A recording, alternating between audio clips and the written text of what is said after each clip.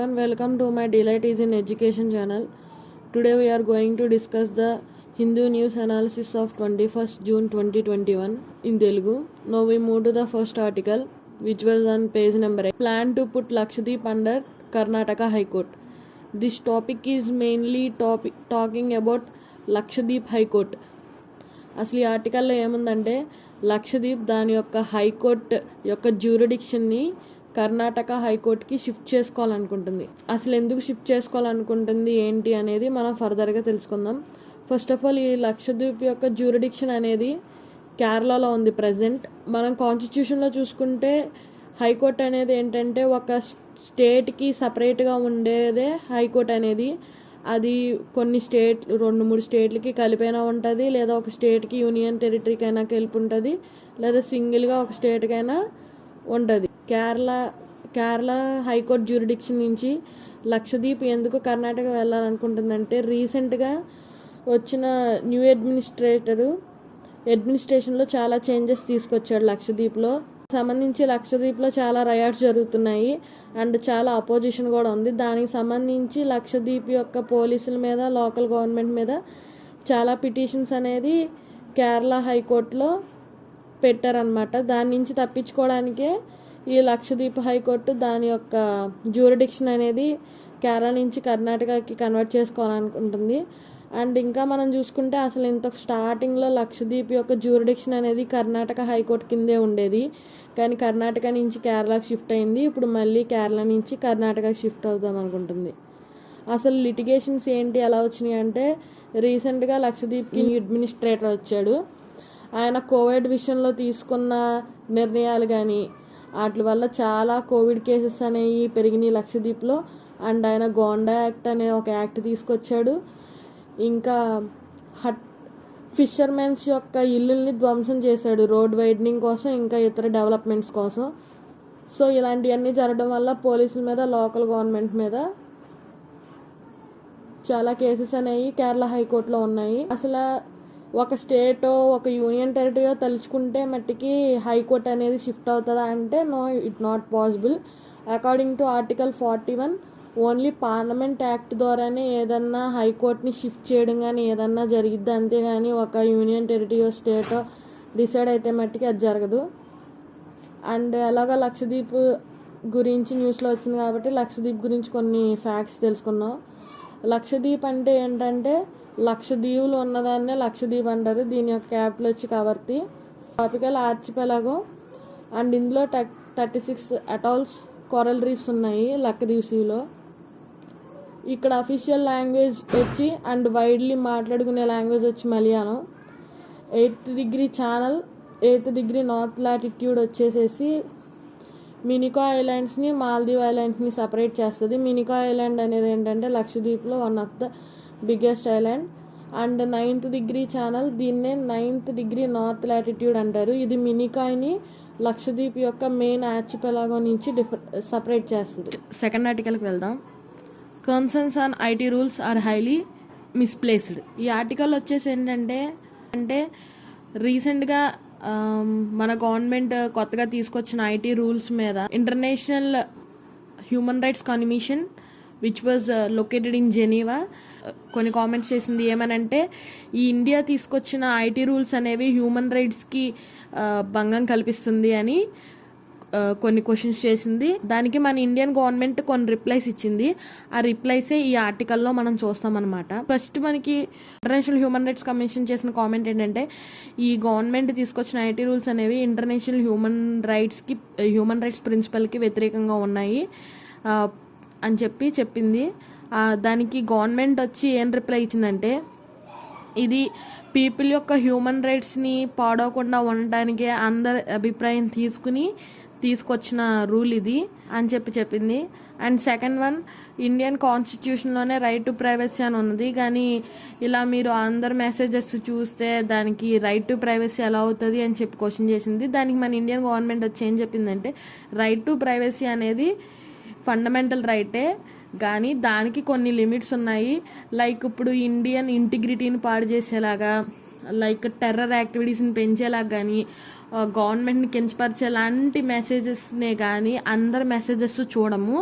Indian ఒక ఇంటిగ్రిటీని కాపాడటానికి కానీ పర్సనల్ ప్రైవసీని డిస్టర్బ్ చేయము, కానీ ఇంటిగ్రిటీని పాడు చేసేలాంటి పోర్నోగ్రఫీ కానీ ఎవరినన్నా ఆడపిల్లల్ని ఏడిపించడం కానీ ఇలాంటి వాటి మీద ఫోకస్ చేస్తాం. కానీ ఇంకా అంతకుమించి పర్సనల్ మెసేజెస్ని చూడమని చెప్పి గవర్నమెంట్ చెప్పడం అయితే జరిగింది.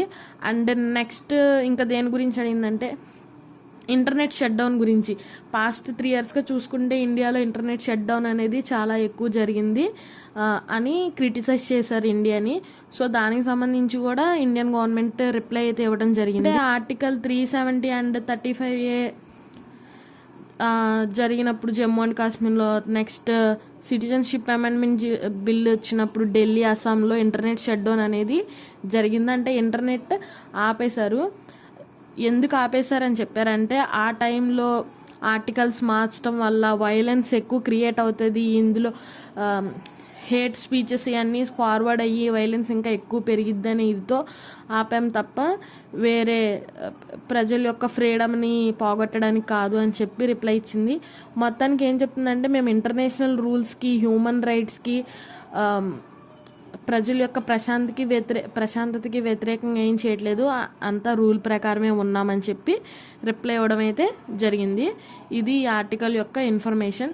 అండ్ ఇంకా ఇంపార్టెంట్ ఏంటంటే మనం రీసెంట్గా చూస్తే ఈ ఐటీ రూల్స్ మీద చూస్తే మా లాస్ట్ ఫ్యూ డేస్ చూస్తే ట్విట్టర్ మీద ఈరోజు ఏకంగా ఇంటర్నేషనల్ హ్యూమన్ రైట్స్ కమిషన్ వ్యాఖ్యలు చేయడం. సో ఎక్కువ న్యూస్లో వస్తుంది కాబట్టి ప్రిలిమ్స్లో కానీ అదర్ ఎగ్జామ్స్లో దీని మీద క్వశ్చన్స్ అడిగే అవకాశం ఉంది. అండ్ ఈ టాపిక్ మనకి జిఎస్ పేపర్ 2 గవర్నెన్స్ కింద వస్తుంది. సో కొత్తగా వచ్చిన ఐటీ రూల్స్ మీద కూడా మీరు కొంచెం ఫోకస్ చేస్తే మంచిది ఫ్రెండ్.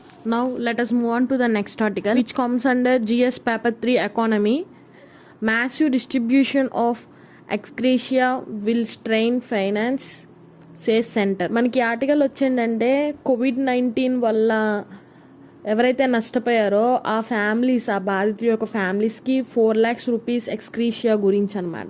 అసలు ఏంటంటే మనం సుప్రీంకోర్టులో చాలా పిటిషన్స్ వచ్చాయి. ఏంటంటే ఈ COVID-19 వల్ల చనిపోయిన ఫ్యామిలీస్కి, ఆ విక్టిమ్స్కి ఫర్ ఫ్యామిలీకి 4 lakhs ఎక్స్గ్రేషియా అనే ఇవ్వట్లేదు అని చెప్పి పిటిషన్స్ పెట్టారు.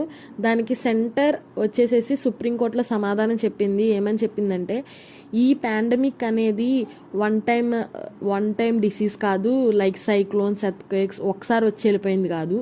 ఫస్ట్ వేవ్ చూసాం, సెకండ్ వేవ్ చూసాం.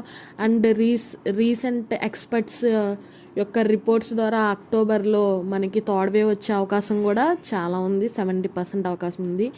ఇలాంటి టైంలో ఎక్స్గ్రేషియాస్ ఇచ్చుకుంటూ వెళ్తే అది ఎకానమీకి మంచిది కాదు. అండ్ ఇంకా ఎగ్జాంపుల్స్ చెప్పింది. మనం చూసుకుంటే ఆల్రెడీ 3 lakhs crores rupees అనేది గవర్నమెంట్ ఖర్చు పెట్టింది. ఇంకా చెప్పాలంటే ప్రధానమంత్రి గరీబ్ కళ్యాణ్ అన్న యోజనని నవంబర్ వరకు ఎక్స్టెండ్ చేసింది. ట్యాక్స్ని డిక్రీజ్ చేసింది. ట్యాక్స్ డిక్రీజ్ చేస్తే అల్టిమేట్గా గవర్నమెంట్కి వచ్చే రెవెన్యూ పడిపోతుంది అండ్ ఎక్స్పెండిచర్ ఏమో యాజ్ యూజువల్గా పెరుగుతూ ఉంటుంది. మనకి ఎకానమీ అంతా రివాల్వ్ అయ్యేది ఈ రెవెన్యూ ఎక్స్పెండిచర్ మీదే. ఈ రెండిట్ల మధ్య ఇంత మిస్ మ్యాచ్ ఉంటే చాలా కష్టమైపోతుంది కంపెన్సేషన్ పే చేయడం అనేది. అండ్ ఇంకా చెప్పుకుంటే వెళ్తే మనకి కోవిడ్ ఒకటే కాదు, కొన్ని సైక్లోన్స్ వస్తున్నాయి, ఫ్లడ్స్ వస్తున్నాయి, వాళ్ళకు కూడా కంపెన్సేషన్ అని ఇవ్వాలి. సో అండ్ ఈ COVID-19 విక్టిమ్స్కి కంపెన్సేషన్ అనేదే కరెక్ట్ సొల్యూషన్ కాదు. ఎందుకంటే 19 వల్ల విక్టిమ్స్ అనే వాళ్ళు రిచ్ ఉంటారు, పూర్ ఉంటారు, వర్కర్ ఉంటారు, చాలామంది ఉంటారు.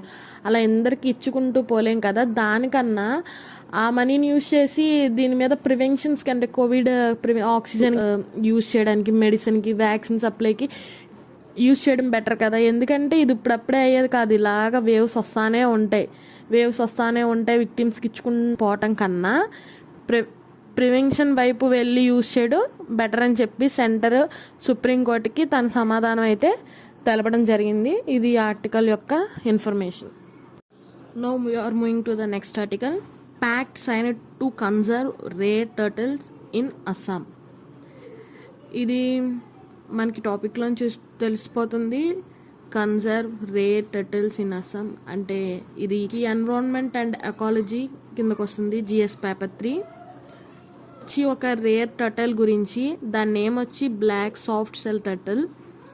ఇది మనం చూసుకుంటే రెడ్ లిస్ట్లో ఉంది ఎక్స్టెంట్ స్పీసీస్ కింద. ఈ టర్టిల్ వచ్చి మనకి కొన్ని టెంపుల్స్లో కనిపిస్తుంది, అది కూడా అస్సాంలో. మనకి ఎందుకు అస్సాం టెంపుల్స్లోనే కనిపిస్తుంది అంటే అక్కడ ఎక్కువ నమ్ముతారు ఏంటంటే టర్టిల్ అనేది one of the Avatar of Vishnu, అది కూడా కూర్మ అవతార్ అనమాట. అందుకనే మనం టెంపుల్స్లో ఎక్కువ చూస్తూ ఉంటాం. సో దీనికి సంబంధించి ఏమైందంటే ఆ టెంపుల్ ఏదైతే ఉందో హైగ్రీవ్ మహాదేవ టెంపుల్, అది MOU తీసుకుంది, memorandum of understanding with 2 NGOs for conservation of black soft shell turtle. వీటి యొక్క మెయిన్ ఉద్దేశం వచ్చి ఏంటంటే ఈ టర్టిల్ యొక్క పాపులేషన్ పెంచడం, దాన్ని లైఫ్ స్పాన్ని ఇంక్రీజ్ చేయడం. సో కన్జర్వేషన్ కోసం అనమాట. ఎందుకంటే ఇది ఎక్స్టెంట్ స్పీస్ కాబట్టి. ఇంపార్టెంట్ ఏం చేసేదంటే ఈ హైగ్రీవ్ టెంపుల్ని హిందూయిస్ట్ బుద్ధిస్ట్ ఇద్దరు ఫాలో అవుతారు. దీని మీద క్వశ్చన్ వచ్చే అవకాశం ఉంటుంది. Now we are moving to the next article which comes under health GS paper 2. Scale up public health social measures World Health Organization. This World Health Organization saying that scale on public health social measures. This was regarding the vaccination and the advice given by the World Health Organization to the Southeast Asian region. ఇది ఏంటంటే మనకి corona virus అనేది variant of mutants అనేవి కనిపిస్తున్నాయి. Vaccination అనేది త్వరగా వేయిస్తే అప్పుడు ఈ స్ప్రెడ్ మనం తగ్గించగలమని చెప్పి వరల్డ్ హెల్త్ ఆర్గనైజేషన్ అనేది అడ్వైజ్ ఇచ్చింది సౌత్ ఈస్ట్ ఏషియన్ రీజన్ కంట్రీస్కి. అండ్ మనం పాటించాల్సింది ఏంటంటే ఫస్ట్ మాస్క్ పెట్టుకోవాలి, సోషల్ డిస్టెన్స్ మెయింటైన్ చేయాలి, అప్పుడే మనం దీన్ని ఎరాడికేట్ చేయగలం. ఈ స్పీడ్ వ్యాక్సినేషన్ అనేది దేనికంటే ఫస్ట్ వ్యాక్సినేషన్ అనేది వేస్తే మనలో ఇమ్యూనిటీ పెరిగి ఆ వేరియంట్స్ అనేవి రాకుండా ఉంటాయి, లేకపోతే అది అలా స్ప్రెడ్ అవుతూనే ఉంటుంది. అందుకనే వరల్డ్ హెల్త్ ఆర్గనైజేషన్ అనేది అడ్వైస్ చేయడం జరిగింది. This was regarding this article. Now we are moving to the next article. Scheme for children launch.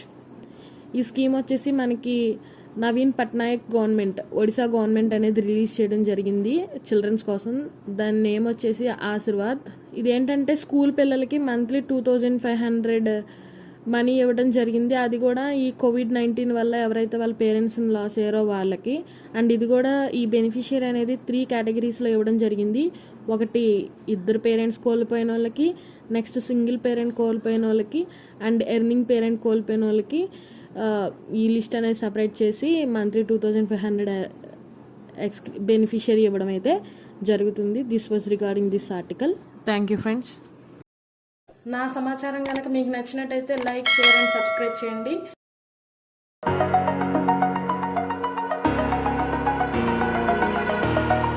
Over the edge, feel like I'm floating through